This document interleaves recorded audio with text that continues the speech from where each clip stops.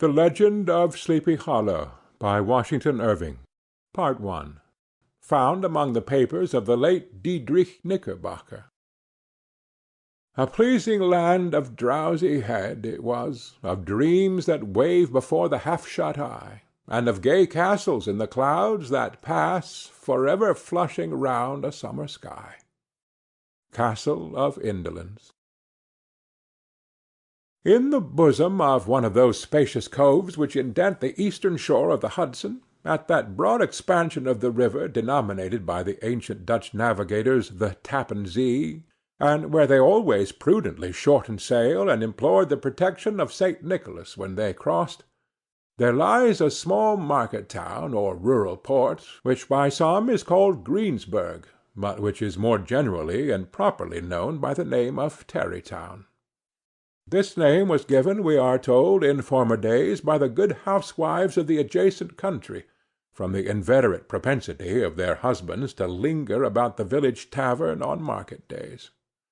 Be that as it may, I do not vouch for the fact, but merely advert to it, for the sake of being precise and authentic.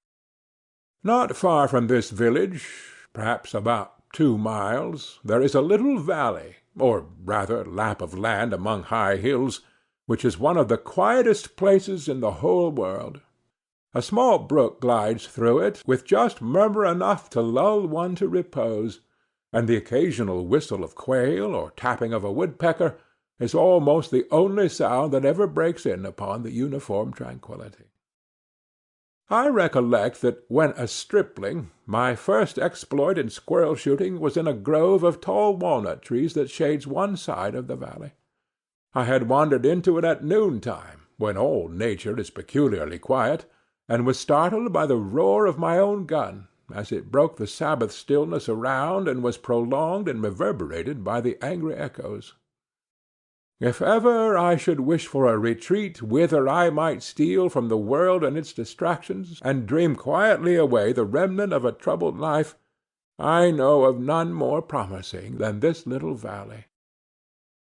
From the listless repose of the place, and the peculiar character of its inhabitants, who are descendants from the original Dutch settlers, this sequestered glen has long been known by the name of Sleepy Hollow, when its rustic lads are called the Sleepy Hollow boys throughout all the neighboring country. A drowsy, dreamy influence seems to hang over the land, and to pervade the very atmosphere.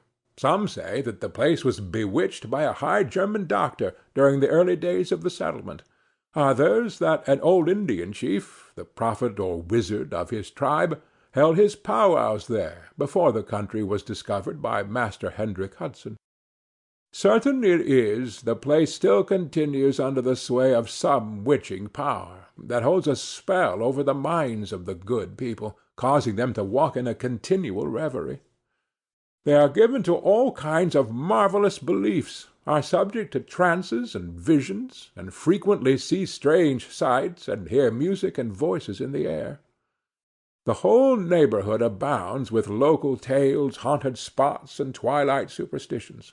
Stars shoot and meteors glare oftener across the valley than in any other part of the country, and the nightmare, with her whole ninefold, seems to make it the favorite scene of her gambols.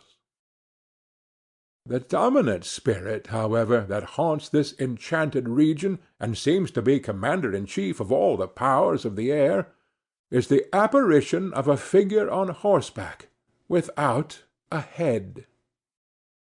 It is said by some to be the ghost of a Hessian trooper whose head had been carried away by a cannon-ball in some nameless battle during the Revolutionary War, and who is ever and anon seen by the country folk hurrying along in the gloom of night, as if on the wings of the wind.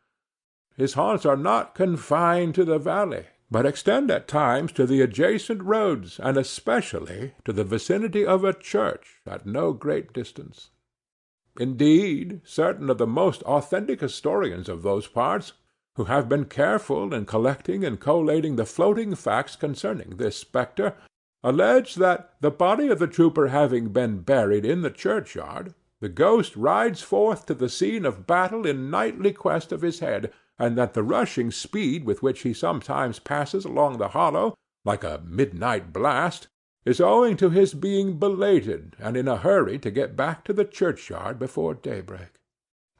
Such is the general purport of this legendary superstition, which has furnished materials for many a wild story in that region of shadows, and the spectre is known at all the country firesides by the name of the Headless Horseman of Sleepy Hollow. It is remarkable that the visionary propensity I have mentioned is not confined to the native inhabitants of the valley, but is unconsciously imbibed by every one who resides there for a time. However wide awake they may have been before they entered that sleepy region, they are sure, in a little time, to inhale the witching influence of the air and begin to grow imaginative, dream dreams, and see apparitions. I mention this peaceful spot with all possible laud, for it is in such little retired Dutch valleys, found here and there embosomed in the great state of New York, that population, manners, and customs remain fixed, while the great torrent of migration and improvement, which is making such incessant changes in other parts of this restless country, sweeps by them unobserved. They are like those little nooks of still water which border a rapid stream, where we may see the straw and bubble riding quietly at anchor, or slowly revolving in their mimic harbor, undisturbed by the rush of the passing current. Though many years have elapsed since I trod the drowsy shades of Sleepy Hollow, yet I question whether I should not still find the same trees and the same families vegetating in its sheltered bosom. In this by-place of nature there abode, in a remote period of American history, that is to say, some 30 years since, a worthy wight of the name of Ichabod Crane, who sojourned, or, as he expressed it, tarried, in Sleepy Hollow for the purpose of instructing the children of the vicinity. He was a native of Connecticut, a state which supplies the Union with pioneers for the mind as well as for the forest, and sends forth yearly its legions of frontier woodmen and country schoolmasters. The cognomen of Crane was not inapplicable to his person. He was tall, but exceedingly lank, with narrow shoulders, long arms and legs, hands that dangled a mile out of his sleeves, feet that might have served for shovels, and his whole frame most loosely hung together. His head was small and flat at top, with huge ears, large green glassy eyes, and a long snipe nose, so that it looked like a weathercock perched upon his spindle neck to tell which way the wind blew.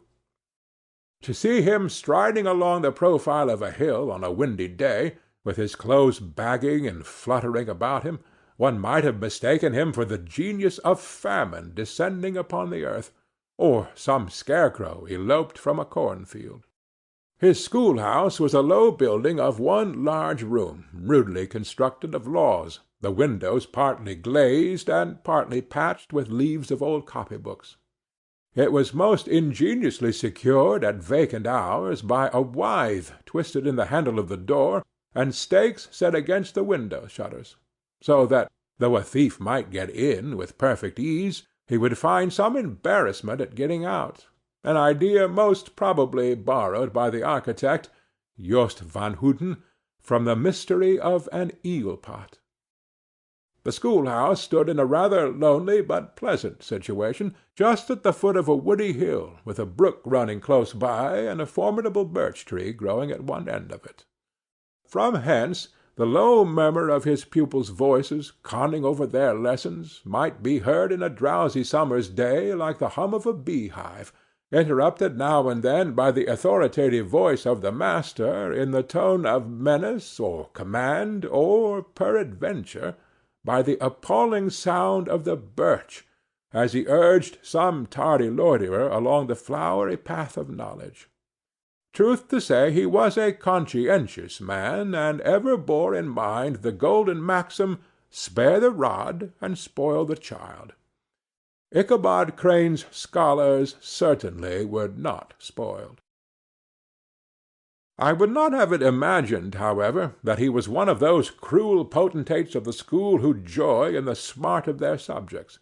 On the contrary, he administered justice with discrimination rather than severity, taking the burden off the backs of the weak and laying it on those of the strong. Your mere puny stripling, that winced at the least flourish of the rod, was passed by with indulgence, but the claims of justice were satisfied by inflicting a double portion on some little tough, wrong-headed, broad-skirted Dutch urchin, who sulked and swelled and grew dogged and sullen beneath the birch. All this he called doing his duty by their parents, and he never inflicted a chastisement without following it by the assurance, so consolatory for the smarting urchin, that he would remember it and thank him for it the longest day he had to live. When school hours were over, he was even the companion and playmate of the larger boys, and on holiday afternoons would convoy some of the smaller ones home, who happened to have pretty sisters, or good housewives for mothers, noted for the comforts of the cupboard. Indeed, it behooved him to keep on good terms with his pupils.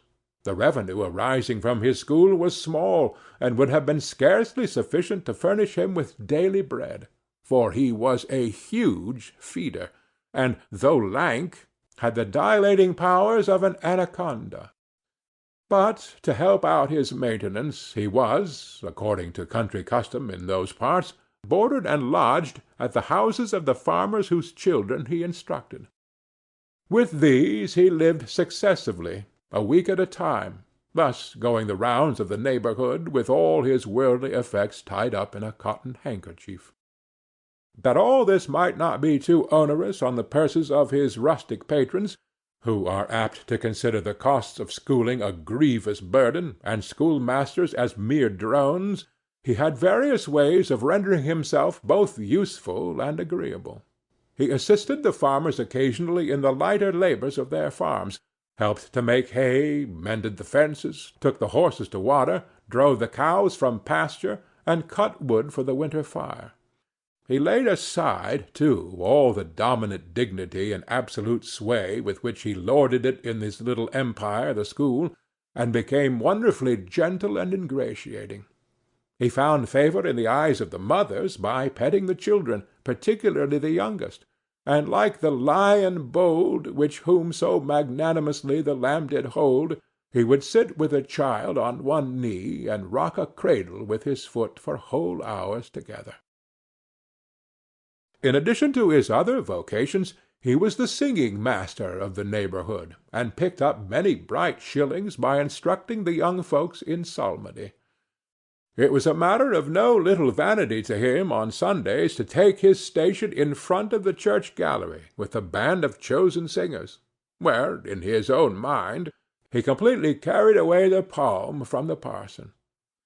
Certain it is, his voice resounded far above all the rest of the congregation, and there are peculiar quavers still to be heard in that church, and which may even be heard half a mile off, quite to the opposite side of the mill-pond on a still Sunday morning, which are said to be legitimately descended from the nose of Ichabod Crane. Thus, by divers little makeshifts, in that ingenious way which is commonly denominated by hook and by crook, the worthy pedagogue got on tolerably enough, and was thought, by all who understood nothing of the labor of head-work, to have a wonderfully easy life of it. The schoolmaster is generally a man of some importance in the female circle of a rural neighborhood, being considered a kind of idle, gentlemanly personage, of vastly superior taste and accomplishments to the rough country swains, and indeed inferior in learning only to the parson. His appearance, therefore, is apt to occasion some little stir at the tea-table of a farmhouse, and the addition of a supernumerary dish of cakes or sweetmeats, or peradventure the parade of a silver teapot. Our man of letters, therefore, was peculiarly happy in the smiles of all the country damsels. How he would figure among them in the churchyard between services on Sundays, gathering grapes for them from the wild vines that overran the surrounding trees, reciting for their amusement all the epitaphs on the tombstones, or sauntering, with a whole bevy of them, along the banks of the adjacent mill-pond, where the more bashful country bumpkins hung sheepishly back, envying his superior elegance and address. From his half-itinerant life, also, he was a kind of travelling gazette, carrying the whole budget of local gossip from house to house, so that his appearance was always greeted with satisfaction. He was, moreover, esteemed by the women as a man of great erudition, for he had read several books quite through, and was a perfect master of Cotton Mather's History of New England Witchcraft, in which, by the way, he most firmly and potently believed. He was, in fact, an odd mixture of small shrewdness and simple credulity. His appetite for the marvellous and his powers of digesting it were equally extraordinary, and both had been increased by his residence in this spell-bound region. No tale was too gross or monstrous for his capacious swallow. It was often his delight, after his school was dismissed in the afternoon, to stretch himself on the rich bed of clover bordering the little brook that whimpered by his schoolhouse, and there con over old Mather's direful tales, until the gathering dusk of evening made the printed page a mere mist before his eyes. Then, as he wended his way by swamp and stream and awful woodland to the farmhouse where he happened to be quartered, every sound of nature at that witching hour fluttered his excited imagination. The moan of the whippoorwill from the hillside, the boding cry of the tree-toad, that harbinger of storm, the dreary hooting of the screech-owl, or the sudden rustling in the thicket of birds frightened from their roost. The fireflies, too, which sparkled most vividly in the darkest places, now and then startled him, as one of uncommon brightness would stream across his path.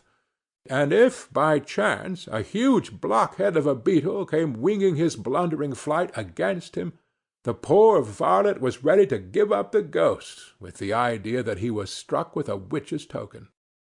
His only resource on such occasions, either to drown thought or drive away evil spirits, was to sing psalm tunes, and the good people of Sleepy Hollow, as they sat by their doors of an evening, were often filled with awe at hearing his nasal melody, in linked sweetness long drawn out, floating from the distant hill, or along the dusky road. Another of his sources of fearful pleasure was to pass long winter evenings with the old Dutch wives, as they sat spinning by the fire, with a row of apples roasting and spluttering along the hearth, and listen to their marvellous tales of ghosts and goblins, and haunted fields, and haunted brooks, and haunted bridges, and haunted houses, and particularly of the headless horseman, or galloping Hessian of the Hollow, as they sometimes called him. He would delight them equally by his anecdotes of witchcraft, and of the direful omens and portentous sights and sounds in the air which prevailed in the earlier times of Connecticut, and would frighten them woefully with speculations upon comets and shooting stars, and with the alarming fact that the world did absolutely turn round, and that they were half the time topsy-turvy. But if there was a pleasure in all this, while snugly cuddling in the chimney-corner of a chamber that was all of a ruddy glow from the crackling wood-fire, and where, of course, no spectre dared to show his face, it was dearly purchased by the terrors of his subsequent walk homewards. What fearful shapes and shadows beset his path, amidst the dim and ghastly glare of a snowy night! With what wistful look did he eye every trembling ray of light streaming across the waste fields from some distant window! How often was he appalled by some shrub covered with snow which, like a sheeted spectre, beset his very path! How often did he shrink with curdling awe at the sound of his own steps on the frosty crust beneath his feet, and dread to look over his shoulder, lest he should behold some uncouth being trampling close behind him! And how often was he thrown into complete dismay by some rushing blast howling among the trees, in the idea that it was the galloping Hessian on one of his nightly scourings!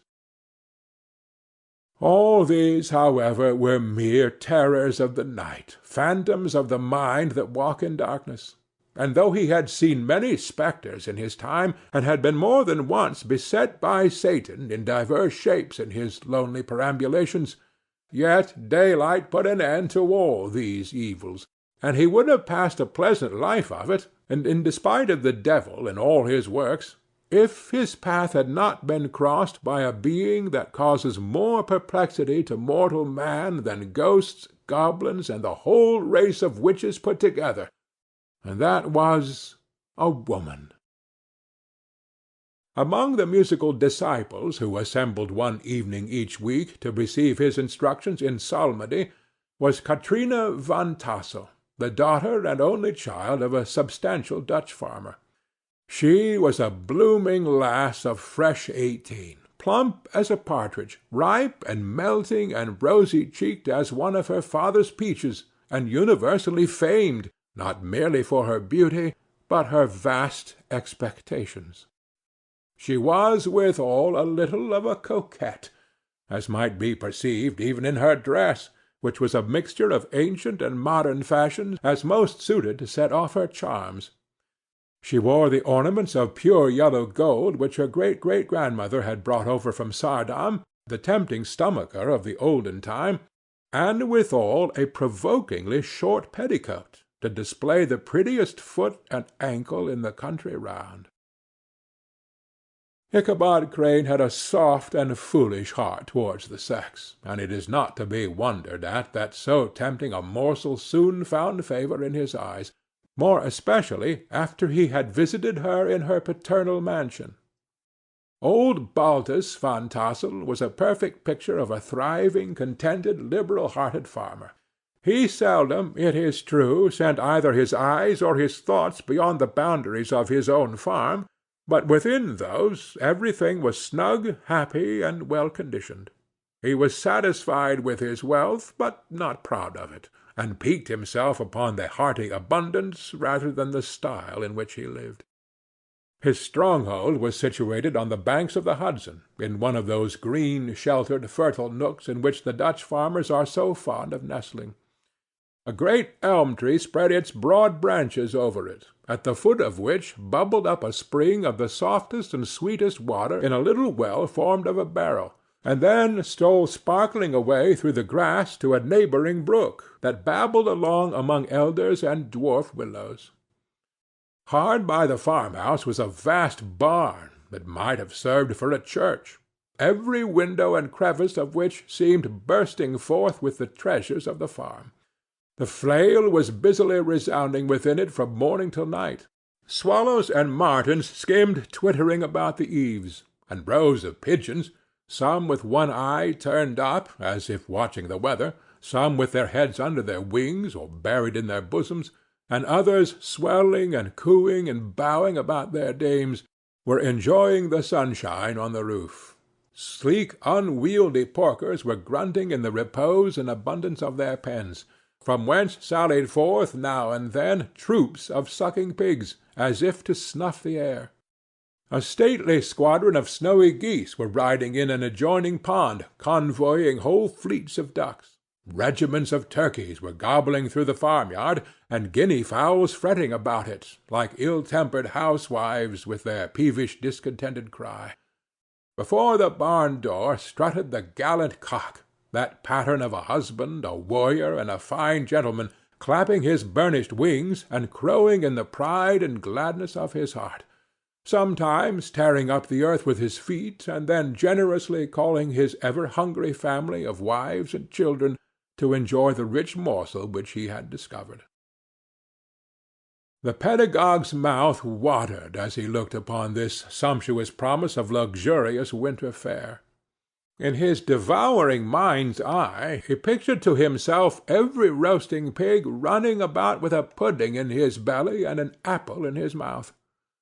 The pigeons were snugly put to bed in a comfortable pie and tucked in with a coverlet of crust. The geese were swimming in their own gravy, and the ducks pairing cosily in dishes like snug married couples, with a decent competency of onion sauce. In the porkers he saw carved out the future sleek side of bacon and juicy relishing ham. Not a turkey but he beheld daintily trussed up, with its gizzard under its wing, and peradventure a necklace of savoury sausages. And even bright Chanticleer himself lay sprawling on his back, in a side dish, with uplifted claws, as if craving that quarter which his chivalrous spirit disdained to ask while living.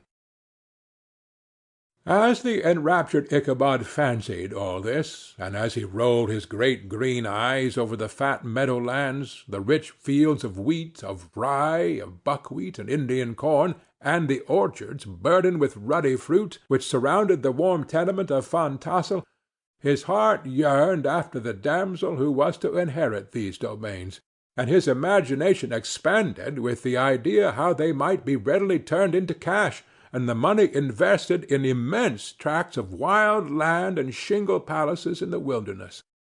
Nay, his busy fancy already realized his hopes, and presented to him the blooming Katrina, with a whole family of children, mounted on the top of a wagon loaded with household trumpery, with pots and kettles dangling beneath. And he beheld himself bestriding a pacing mare, with a colt at her heels, setting out for Kentucky, Tennessee, or the Lord knows where. When he entered the house, the conquest of his heart was complete. It was one of those spacious farmhouses with high-ridged but lowly sloping roofs, built in the style handed down from the first Dutch settlers. The low projecting eaves forming a piazza along the front, capable of being closed up in bad weather. Under this were hung flails, harness, various utensils of husbandry, and nets for fishing in the neighboring river. Benches were built along the sides for summer use, and a great spinning-wheel at one end, and a churn at the other, showed the various uses to which this important porch might be devoted. From this piazza the wandering Ichabod entered the hall, which formed the centre of the mansion and the place of usual residence. Here rows of resplendent pewter, ranged on a long dresser, dazzled his eyes. In one corner stood a huge bag of wool ready to be spun. In another a quantity of linsey-woolsey just from the loom. Ears of Indian corn and strings of dried apples and peaches hung in gay festoons along the walls, mingled with the gaud of red peppers. And a door left ajar gave him a peep into the best parlour, where the claw-footed chairs and dark mahogany tables shone like mirrors. Andirons, with their accompanying shovel and tongs, glistened from their coverts of asparagus tops. Mock oranges and conch shells decorated the mantelpiece. Strings of various-coloured birds' eggs were suspended above it. A great ostrich egg was hung from the centre of the room, and a corner cupboard, knowingly left open, displayed immense treasures of old silver and well-mended china. From the moment Ichabod laid his eyes upon these regions of delight, the peace of his mind was at an end, and his only study was how to gain the affections of the peerless daughter of Van Tassel. In this enterprise, however, he had more real difficulties than generally fell to the lot of a knight-errant of yore, who seldom had anything but giants, enchanters, fiery dragons, and such like easily conquered adversaries to contend with, and had to make his way merely through gates of iron and brass and walls of adamant to the castle keep, where the lady of his heart was confined. All which he achieved as easily as a man would carve his way to the centre of a Christmas pie, and then the lady gave him her hand as a matter of course. Ichabod, on the contrary, had to win his way to the heart of a country coquette, beset with a labyrinth of whims and caprices, which were forever presenting new difficulties and impediments, and he had to encounter a host of fearful adversaries of real flesh and blood, the numerous rustic admirers who beset every portal to her heart, keeping a watchful and angry eye upon each other, but ready to fly out in the common cause against any new competitor. Among these the most formidable was a burly, roaring, roystering blade of the name of Abraham, or, according to the Dutch abbreviation, Bram Van Brunt, the hero of the country round, which rang with his feats of strength and hardihood. He was broad-shouldered and double-jointed, with short curly black hair, and a bluff but not unpleasant countenance, having a mingled air of fun and arrogance. From his Herculean frame and great powers of limb he had received the nickname of Brom Bones, by which he was universally known. He was famed for great knowledge and skill in horsemanship, being as dexterous on horseback as a Tartar. He was foremost at all races and cock-fights, and with the ascendancy which bodily strength always acquires in rustic life, was the umpire in all disputes, setting his hat on one side and giving his decisions with an air and tone that admitted of no gainsay or appeal. He was always ready for either a fight or a frolic, but had more mischief than ill will in his composition, and with all his overbearing roughness there was a strong dash of waggish good-humour at bottom. He had 3 or 4 boon companions, who regarded him as their model, and at the head of whom he scoured the country, attending every scene of feud or merriment for miles around. In cold weather he was distinguished by a fur cap, surmounted with a flaunting fox's tail, and when the folks at a country gathering descried this well-known crest at a distance, whisking about among a squad of hard riders, they always stood by for a squall. Sometimes his crew would be heard dashing along past the farmhouses at midnight, with whoop and halloo like a troop of Don Cossacks, and the old dames, startled out of their sleep, would listen for a moment till the hurry-scurry had clattered by, and then exclaim, "Aye, there goes Brom Bones and his gang!" The neighbors looked upon him with a mixture of awe, admiration, and good-will, and when any madcap prank or rusty brawl occurred in the vicinity, always shook their heads and warranted Brom Bones was at the bottom of it. This rantipole hero had for some time singled out the blooming Katrina for the object of his uncouth gallantries, and though his amorous toyings were something like the gentle caresses and endearments of a bear, yet it was whispered that she did not altogether discourage his hopes. Certain it is, his advances were signals for rival candidates to retire, who felt no inclination to cross a lion in his amours; insomuch that when his horse was seen tied to Van Tassel's paling on a Sunday night, a sure sign that his master was courting, or, as it is termed, sparking within, all other suitors passed by in despair, and carried the war into other quarters. Such was the formidable rival with whom Ichabod Crane had to contend, and considering all things, a stouter man than he would have shrunk from the competition, and a wiser man would have despaired. He had, however, a happy mixture of pliability and perseverance in his nature. He was in form and spirit like a supplejack, yielding but tough. Though he bent, he never broke, and though he bowed beneath the slightest pressure, yet the moment it was away, jerk! He was as erect and carried his head as high as ever. To have taken the field openly against his rival would have been madness, for he was not a man to be thwarted in his amours, any more than that stormy lover Achilles. Ichabod therefore made his advances in a quiet and gently insinuating manner. Under cover of his character of singing-master, he made frequent visits at the farmhouse. Not that he had anything to apprehend from the meddlesome interference of the parents, which is so often a stumbling-block in the path of lovers. Walt Van Tassel was an easy, indigent soul. He loved his daughter better even than his pipe, and, like a reasonable man and an excellent father, let her have her way in everything. His notable little wife, too, had enough to do to attend to her housekeeping and manage her poultry, for, as she sagely observed, ducks and geese are foolish things and must be looked after, but girls can take care of themselves. Thus, while the busy dame bustled about the house or plied her spinning-wheel at one end of the piazza, honest Bolt would sit smoking his evening pipe at the other, watching the achievements of a little wooden warrior who, armed with a sword in each hand, was most valiantly fighting the wind on the pinnacle of the barn. In the meantime Ichabod would carry on his suit with the daughter, by the side of the spring under the great elm, or sauntering away in the twilight, that hour so favorable to the lover's eloquence.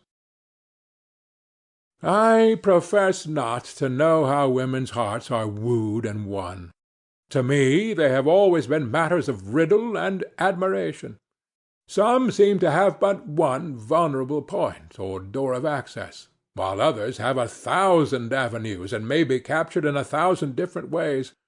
It is a great triumph of skill to gain the former, but a still greater proof of generalship to maintain possession of the latter, for man must battle for his fortress at every door and window.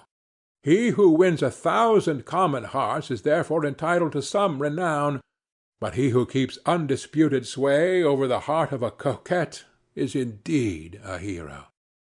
Certain it is this was not the case with the redoubtable Brom Bones, and from the moment Ichabod Crane made his advances the interests of the former evidently declined. His horse was no longer seen tied to the palings on Sunday nights, and a deadly feud gradually arose between him and the preceptor of Sleepy Hollow. Brom, who had a degree of tough chivalry in his nature, would fain have carried matters to open warfare, and have settled their pretensions to the lady according to the mode of those most concise and simple reasoners, the knights-errant of yore, by single combat. But Ichabod was too conscious of the superior might of his adversary to enter the lists against him. He had overheard a boast of Bones that he would double the schoolmaster up and lay him on a shelf of his own schoolhouse, and he was too wary to give him an opportunity. There was something extremely provoking in this obstinately pacific system. It left Brom no alternative but to draw upon the funds of rustic waggery in his disposition, and to play off boorish practical jokes upon his rival. Ichabod became the subject of whimsical persecution to Bones and his gang of rough riders. They harried his hitherto peaceful domains, smoked out his singing school by stopping up the chimney, broke into the schoolhouse at night, in spite of its formidable fastenings of withe and window-stakes, and turned everything topsy-turvy, so that the poor schoolmaster began to think all the witches in the country held their meetings there. What was still more annoying, Brom took all opportunities of turning him into ridicule in presence of his mistress, and had a scoundrel dog, whom he taught to whine in the most ludicrous manner, and introduced as a rival of Ichabod's to instruct her in psalmody. In this way matters went on for some time, without producing any material effect on the relative situations of the contending powers. On a fine autumnal afternoon, Ichabod, in pensive mood, sat enthroned on the lofty stool from whence he usually watched all the concerns of his little literary realm. In his hand he swayed a ferule, that sceptre of despotic power. The birch of justice reposed on 3 nails behind the throne, a constant terror to evil-doers, while on the desk before him might be seen sundry contraband articles and prohibited weapons, detected upon the persons of idle urchins, such as half-munched apples, pop-guns, whirligigs, fly-cages, and whole legions of rampant little paper gamecocks. Apparently there had been some appalling act of justice recently inflicted, for his scholars were all busily intent upon their books, or slyly whispering behind them with one eye kept upon the master, and a kind of buzzing stillness reigned throughout the schoolroom. It was suddenly interrupted by the appearance of a negro in tow-cloth jacket and trousers, a round-crowned fragment of a hat, like a cap of Mercury, and mounted on the back of a ragged, wild, half-broken colt, which he managed with a rope by way of halter. He came clattering up to the school-door with an invitation to Ichabod to attend a merry-making or quilting frolic to be held that evening at Mynheer Van Tassel's, and having delivered his message with that air of importance and effort at fine language which a negro is apt to display on petty embassies of the kind, he dashed over the brook and was seen scampering away up the hollow, full of the importance and hurry of his mission. All was now hustle and hubbub in the late quiet schoolroom.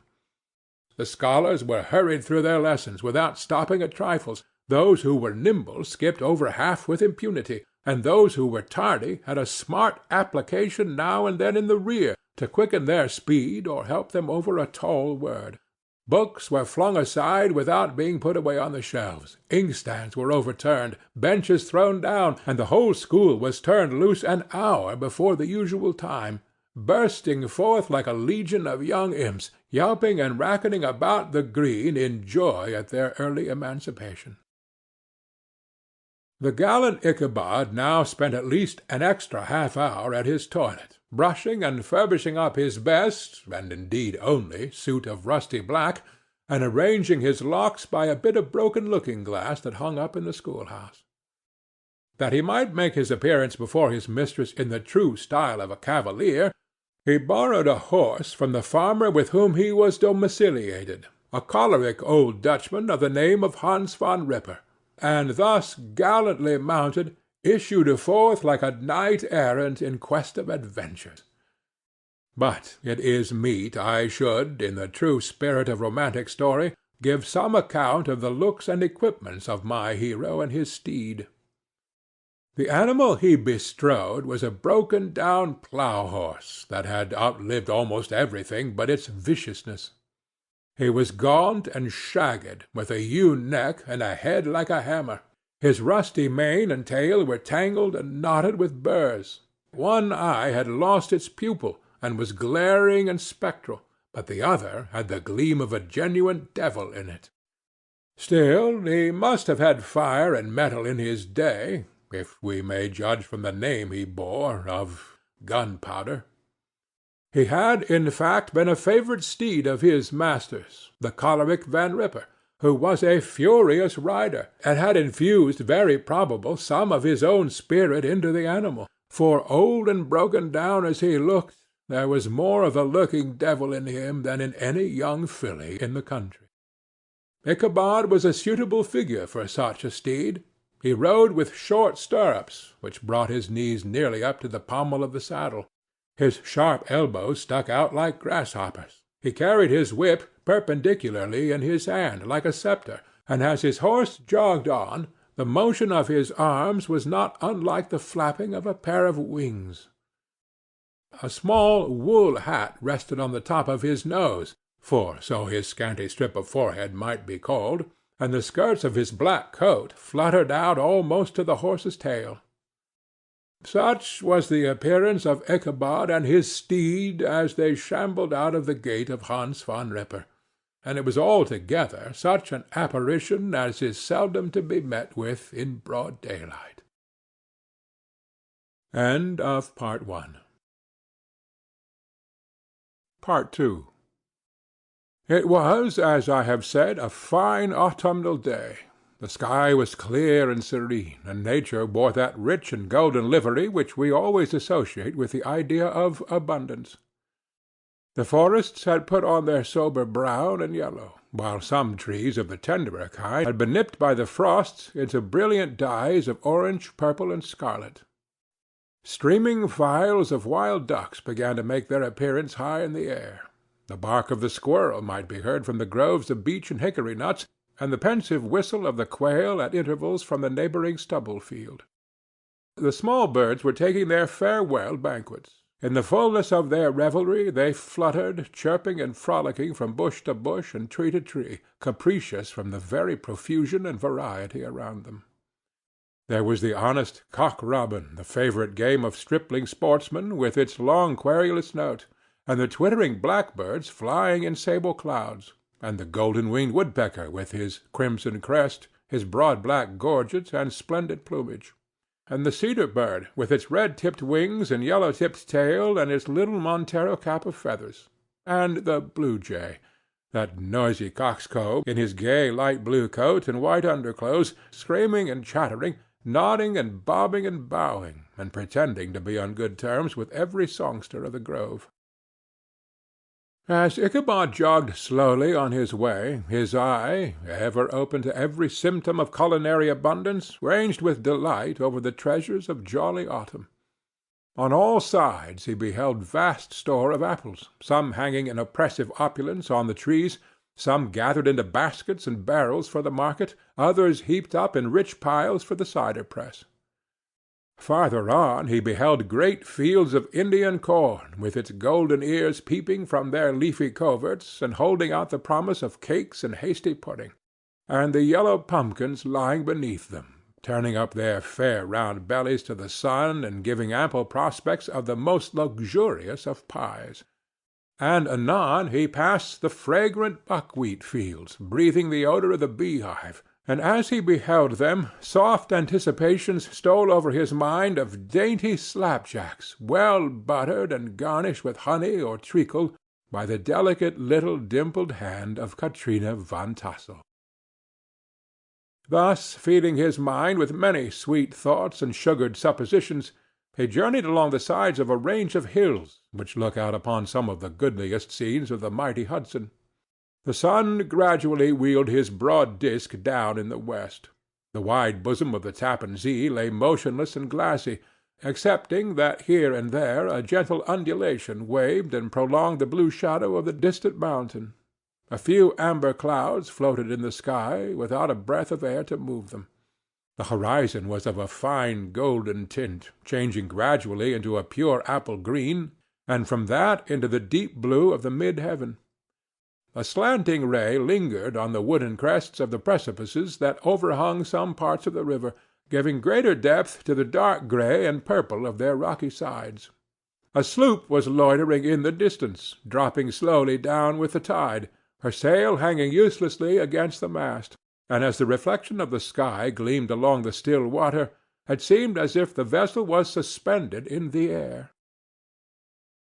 It was toward evening that Ichabod arrived at the castle of the Herr Van Tassel, which he found thronged with the pride and flower of the adjacent country. Old farmers, a spare leathern-faced race, in homespun coats and breeches, blue stockings, huge shoes, and magnificent pewter buckles, their brisk, withered little dames, in close-crimped caps, long-waisted short gowns, homespun petticoats, with scissors and pin-cushions, and gay calico pockets hanging on the outside. Buxom lasses, almost as antiquated as their mothers, excepting where a straw hat, a fine ribbon, or perhaps a white frock gave symptoms of city innovation. The sons, in short, square-skirted coats, with rows of stupendous brass buttons, and their hair generally queued in the fashion of the times, especially if they could procure an eel-skin for the purpose, it being esteemed throughout the country as a potent nourisher and strengthener of the hair. Brom Bones, however, was the hero of the scene, having come to the gathering on his favorite steed, Daredevil, a creature, like himself, full of mettle and mischief, and which no one but himself could manage. He was, in fact, noted for preferring vicious animals, given to all kinds of tricks, which kept the rider in constant risk of his neck, for he held a tractable, well-broken horse as unworthy of a lad of spirit. Fain would I pause to dwell upon the world of charms that burst upon the enraptured gaze of my hero as he entered the state parlor of Van Tassel's mansion.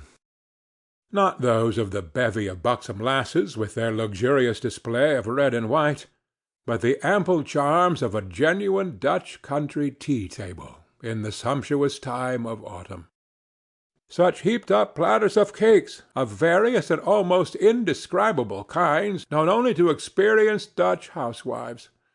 There was the doughty doughnut, the tender olykoek, and the crisp and crumbling cruller, sweet cakes and short cakes, ginger cakes and honey cakes, and the whole family of cakes. And then there were the apple pies, and peach pies, and pumpkin pies, besides slices of ham and smoked beef, and moreover delectable dishes of preserved plums and peaches and pears and quinces, not to mention broiled shad and roasted chickens, together with bowls of milk and cream, all mingled higgledy-piggledy, pretty much as I have enumerated them, with a motherly teapot sending up its clouds of vapour from the midst. Heaven bless the mark! I want breath and time to discuss this banquet as it deserves, and am too eager to get on with my story. Happily, Ichabod Crane was not in so great a hurry as his historian, but did ample justice to every dainty. He was a kind and thankful creature, whose heart dilated in proportion as his skin was filled with good cheer, and its spirits rose with eating as some men's do with drink.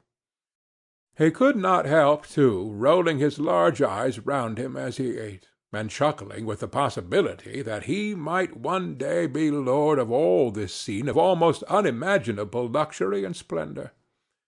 Then, he thought, how soon he'd turn his back upon the old schoolhouse, snap his fingers in the face of Hans Van Ripper and every other niggardly patron, and kick any itinerant pedagogue out of doors that should dare to call him comrade. Old Baltus Van Tassel moved about among his guests with a face dilated with content and good humor, round and jolly as the harvest moon. His hospitable attentions were brief but expressive, being confined to a shake of the hand, a slap on the shoulder, a loud laugh, and a pressing invitation to fall to and help themselves. And now the sound of the music from the common room or hall summoned to the dance. The musician was an old gray-headed negro who had been the itinerant orchestra of the neighborhood for more than half a century. His instrument was as old and battered as himself. The greater part of the time he scraped on 2 or 3 strings, accompanying every movement of the bow with a motion of the head, bowing almost to the ground, and stamping with his foot whenever a fresh couple were to start. Ichabod prided himself upon his dancing as much as upon his vocal powers. Not a limb, not a fibre about him was idle, and to have seen his loosely hung frame in full motion and clattering about the room, you would have thought St. Vitus himself, that blessed patron of the dance, was figuring before you in person. He was the admiration of all the negroes, who, having gathered of all ages and sizes from the farm and the neighborhood, stood forming a pyramid of shining black faces at every door and window, gazing with delight at the scene, rolling their white eyeballs, and showing grinning rows of ivory from ear to ear. How could the flogger of urchins be otherwise than animated and joyous? The lady of his heart was his partner in the dance, and smiling graciously in reply to all his amorous oglings, while Brom Bones, sorely smitten with love and jealousy, sat brooding by himself in one corner.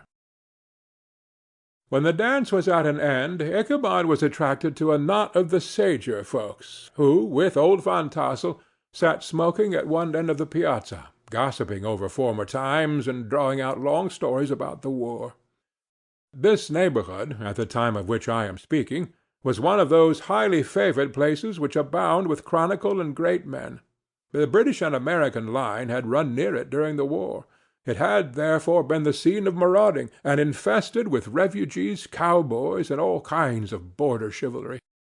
Just sufficient time had elapsed to enable each story-teller to dress up his tale with a little becoming fiction, and in the indistinctness of his recollection to make himself the hero of every exploit. There was the story of Doffue Martling, the large blue-bearded Dutchman who had nearly taken a British frigate with an old iron 9-pounder from a mud breastwork, only that his gun burst at the 6th discharge. And there was the old gentleman, who shall be nameless, being too rich a Mynheer to be lightly mentioned, who, in the battle of White Plains, being an excellent master of defence, parried a musket-ball with a small sword, insomuch that he absolutely felt it whiz round the blade and glance off at the hilt, in proof of which he was ready at any time to show the sword with the hilt a little bent. There were several more that had been equally great in the field, not one of whom but was persuaded that he had a considerable hand in bringing the war to a happy termination. But all these were nothing to the tales of ghosts and apparitions that succeeded. The neighborhood is rich in legendary treasures of the kind. Local tales and superstitions thrive best in these sheltered, long-settled retreats, but are trampled under foot by the shifting throng that forms the population of most of our country places.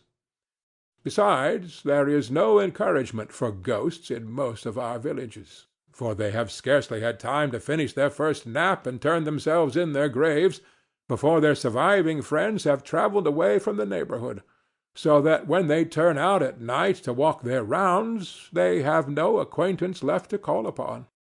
This is perhaps the reason why we so seldom hear of ghosts except in our long-established Dutch communities. The immediate cause, however, of the prevalence of supernatural stories in these parts was doubtless owing to the vicinity of Sleepy Hollow. There was a contagion in the very air that blew from that haunted region. It breathed forth an atmosphere of dreams and fancies infecting all the land. Several of the Sleepy Hollow feeler were present at Van Tassel's, and, as usual, were doling out their wild and wonderful legends. Many dismal tales were told about funeral trains, and mourning cries and wailings heard and seen about the great tree where the unfortunate Major André was taken, and which stood in the neighbourhood. Some mention was made also of the woman in white that haunted the dark glen at Raven Rock, and was often heard to shriek on winter nights before a storm, having perished there in the snow. The chief part of the stories, however, turned upon the favourite spectre of Sleepy Hollow, the headless horseman, who had been heard several times of late patrolling the country, and, it was said, tethered his horse nightly among the graves in the churchyard. The sequestered situation of this church seems almost to have made it a favourite haunt of troubled spirits. It stands on a knoll surrounded by locust trees and lofty elms, from among which its decent whitewashed walls shine modestly forth, like Christian purity beaming through the shades of retirement. A gentle slope descends from it to a silver sheet of water, bordered by high trees, between which peeps may be caught at the blue hills of the Hudson. To look upon its grass-grown yard, where the sunbeams seem to sleep so quietly, one would think that there at least the dead might rest in peace. On one side of the church extends a wide woody dell, along which raves a large brook among broken rocks and trunks of fallen trees. Over a deep black part of the stream, not far from the church, was formerly thrown a wooden bridge. The road that led to it and the bridge itself were thickly shaded by overhanging trees, which cast a gloom about it even in the daytime, but occasioned a fearful darkness at night. Such was one of the favourite haunts of the headless horseman, and the place where he was most frequently encountered. The tale was told of old Brewer, a most heretical disbeliever in ghosts, how he met the horseman returning from his foray into Sleepy Hollow, and was obliged to get up behind him, how they galloped over bush and brake, over hill and swamp, until they reached the bridge, when the horseman suddenly turned into a skeleton, threw old Brewer into the brook, and sprang away over the tree-tops with a clap of thunder.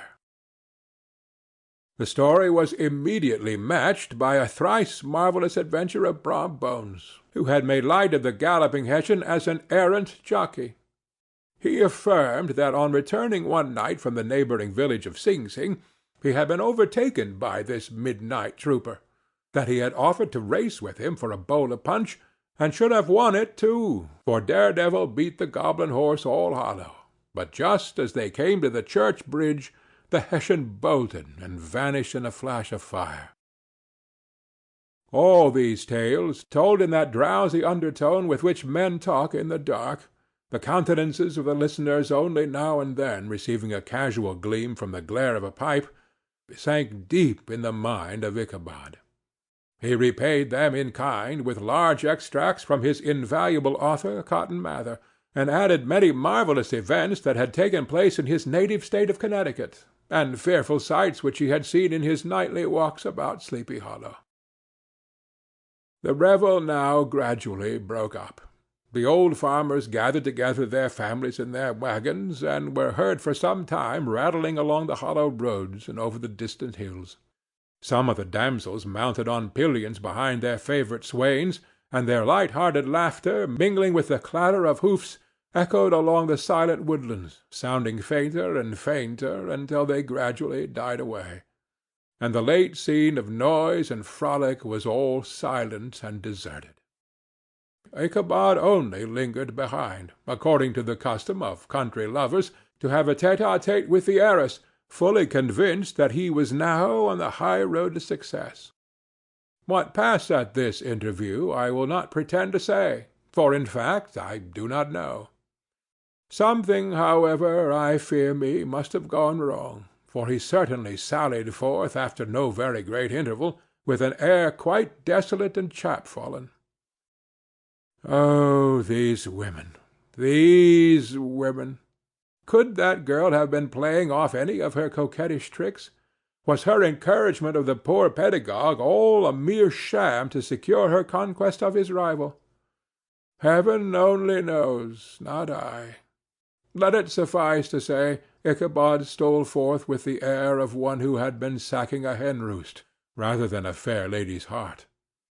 Without looking to the right or left to notice the scene of rural wealth on which he had so often gloated, he went straight to the stable, and with several hearty cuffs and kicks roused his steed most uncourteously from the comfortable quarters on which he was soundly sleeping, dreaming of mountains of corn and oats, and whole valleys of timothy and clover. It was the very witching time of night that Ichabod, heavy-hearted and crestfallen, pursued his travels homewards, along the sides of the lofty hills which rise above Tarrytown, and which he had traversed so cheerily in the afternoon. The hour was as dismal as himself. Far below him the Tappan Zee spread its dusky and indistinct waste of waters, with here and there the tall mast of a sloop riding quietly at anchor under the land.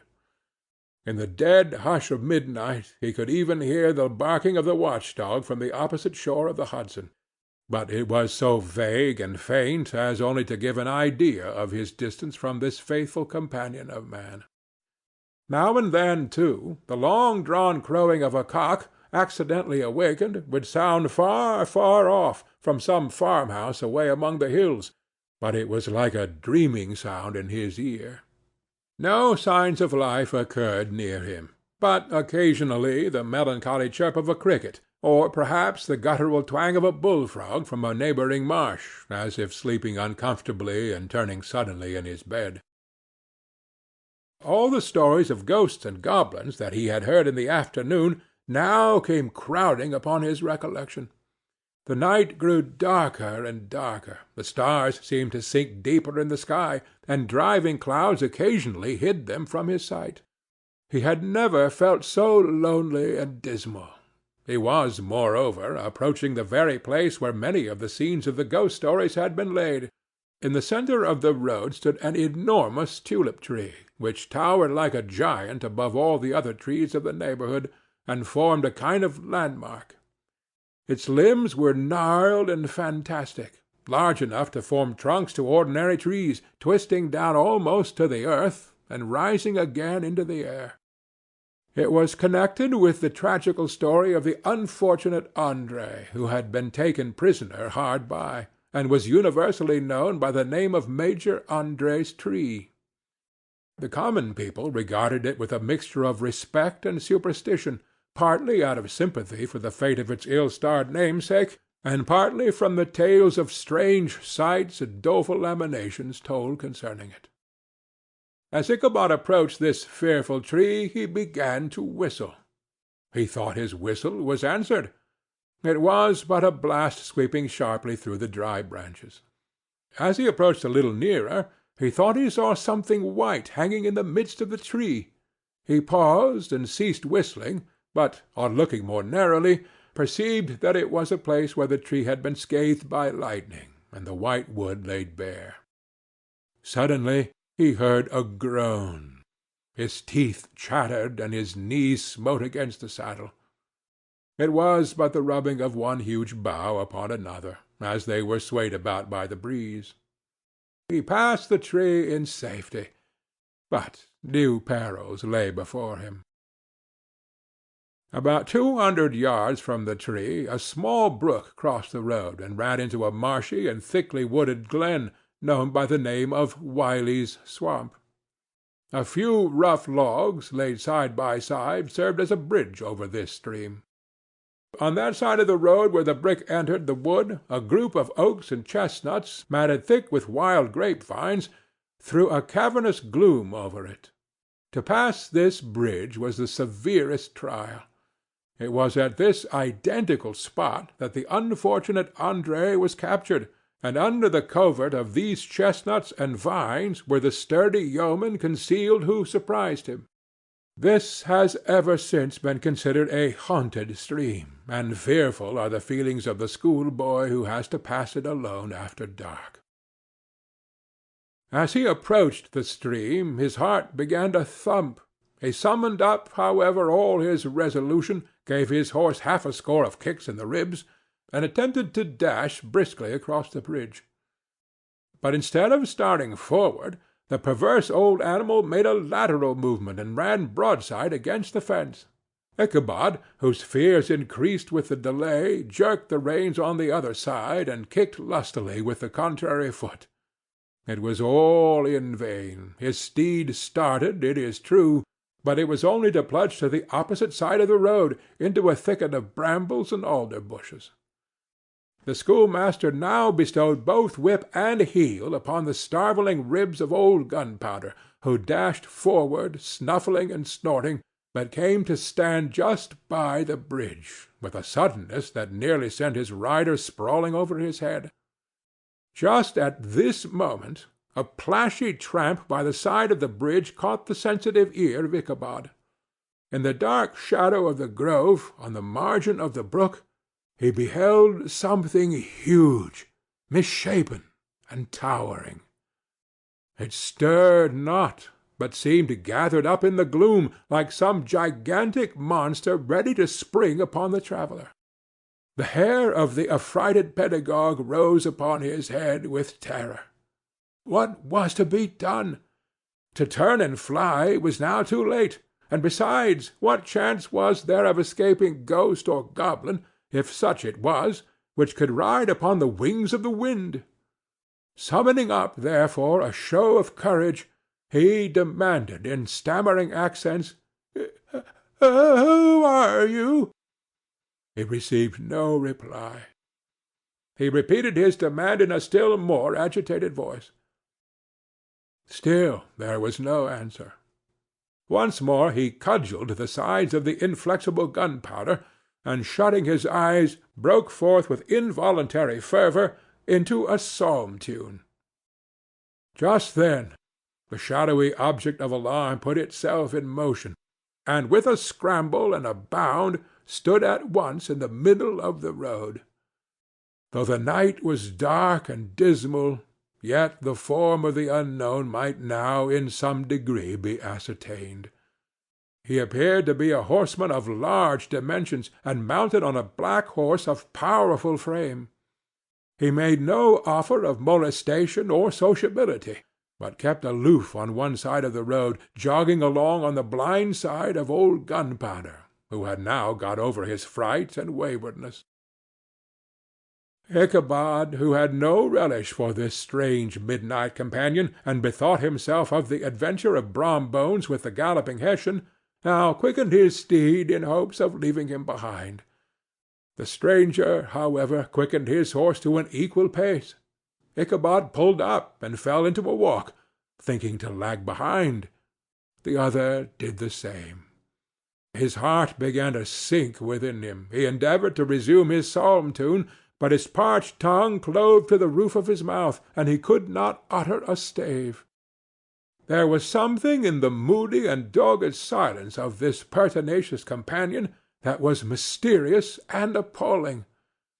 It was soon fearfully accounted for.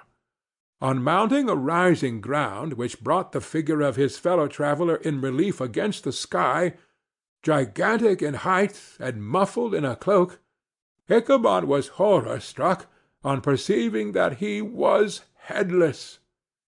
But his horror was still more increased on observing that the head, which should have rested on his shoulders, was carried before him on the pommel of his saddle. His terror rose to desperation. He rained a shower of kicks and blows upon Gunpowder, hoping for a sudden movement to give his companion the slip, but the spectre started full jump with him. Away then they dashed through thick and thin, stones flying and sparks flashing at every bound. Ichabod's flimsy garments fluttered in the air as he stretched his long lank body away over his horse's head in the eagerness of his flight. They had now reached the road which turns off Sleepy Hollow, but Gunpowder, who seemed possessed with a demon, instead of keeping up it, made an opposite turn and plunged headlong downhill to the left. This road leads through a sandy hollow shaded by trees for about a quarter of a mile, where it crosses the bridge famous in goblin story, and just beyond swells the green knoll on which stands the whitewashed church. As yet, the panic of the steed had given his unskilful rider an apparent advantage in the chase, but just as he had got half-way through the hollow, the girths of the saddle gave way, and he felt it slipping from under him. He seized it by the pommel and endeavored to hold it firm, but in vain, and had just time to save himself by clasping old Gunpowder round the neck, when the saddle fell to the earth, and he heard it trampled under foot by his pursuer. For a moment the terror of Hans Van Ripper's wrath passed across his mind, for it was his Sunday saddle, but this was no time for petty fears. The goblin was hard on his haunches, and, unskilful rider that he was, he had much ado to maintain his seat, sometimes slipping on one side, sometimes on another, and sometimes jolted on the high ridge of his horse's backbone, with a violence that he verily feared would cleave him asunder. An opening in the trees now cheered him with the hopes that the church bridge was at hand. The wavering reflection of a silver star in the bosom of the brook told him that he was not mistaken. He saw the walls of the church dimly glaring under the trees beyond. He recollected the place where Brom Bones's ghostly competitor had disappeared. "If I can but reach that bridge," thought Ichabod, "I am safe." Just then he heard the black steed panting and blowing close behind him. He even fancied that he felt its hot breath. Another convulsive kick in the ribs, and old Gunpowder sprang upon the bridge. He thundered over the resounding planks. He gained the opposite side, and now Ichabod cast a look behind to see if his pursuer should vanish, according to rule, in a flash of fire and brimstone. Just then he saw the goblin rising in his stirrups, and in the very act of hurling his head at him. Ichabod endeavored to dodge the horrible missile, but too late. It encountered his cranium with a tremendous crash. He was tumbled headlong into the dust, and Gunpowder, the black steed, and the goblin rider passed by like a whirlwind. The next morning the old horse was found without his saddle and with the bridle under his feet, soberly cropping the grass at his master's gate. Ichabod did not make his appearance at breakfast. Dinner hour came, but no Ichabod. The boys assembled at the schoolhouse and strolled idly about the banks of the brook, but no schoolmaster. Hans Van Ripper now began to feel some uneasiness about the fate of poor Ichabod and his saddle.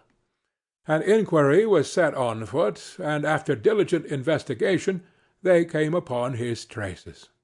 In one part of the road leading to the church was found the saddle trampled in the dirt.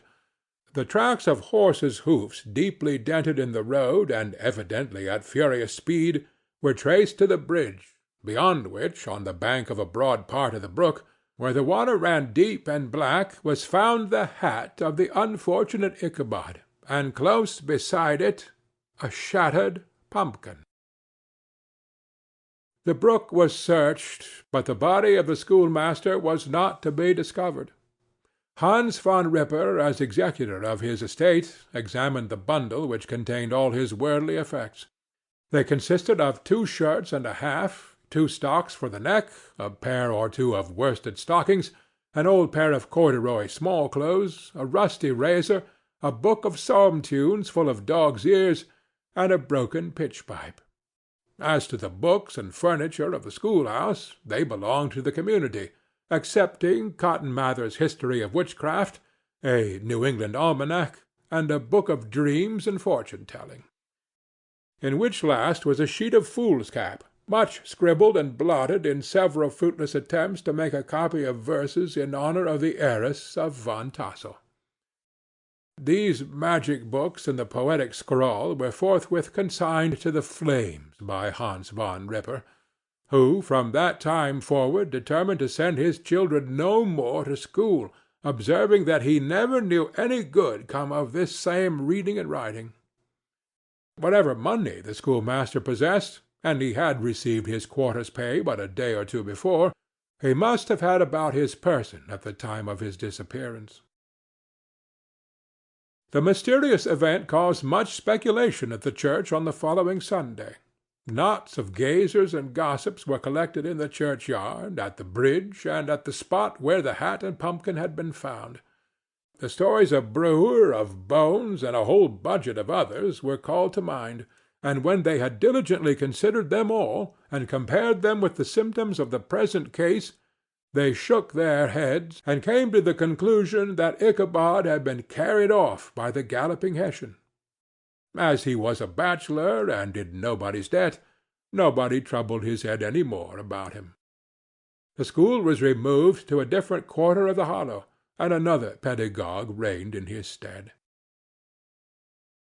It is true, an old farmer, who had been down to New York on a visit several years after, and from whom this account of the ghostly adventure was received, brought home the intelligence that Ichabod Crane was still alive, that he had left the neighborhood, partly through fear of the goblin and Hans von Ripper, and partly in mortification at having been suddenly dismissed by the heiress; that he had changed his quarters to a distant part of the country, had kept school and studied law at the same time, had been admitted to the bar, turned politician, electioneered, written for the newspapers, and finally had been made a justice of the 10-pound court.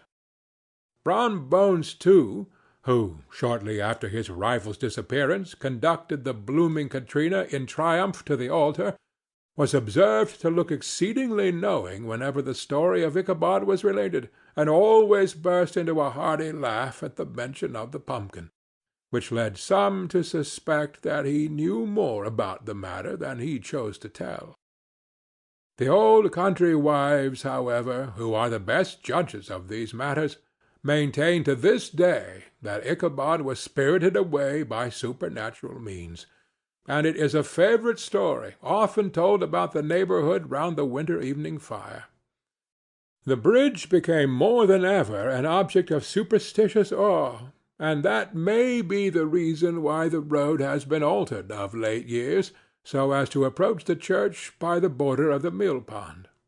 The schoolhouse, being deserted, soon fell to decay, and was reported to be haunted by the ghost of the unfortunate pedagogue, and the ploughboy, loitering homeward of a still summer evening, has often fancied his voice at a distance, chanting a melancholy psalm-tune among the tranquil solitudes of Sleepy Hollow. Postscript, found in the handwriting of Mr. Knickerbocker. The preceding tale is given almost in the precise words in which I heard it related at a corporation meeting at the ancient city of Manhattoes, at which were present many of its sagest and most illustrious burghers.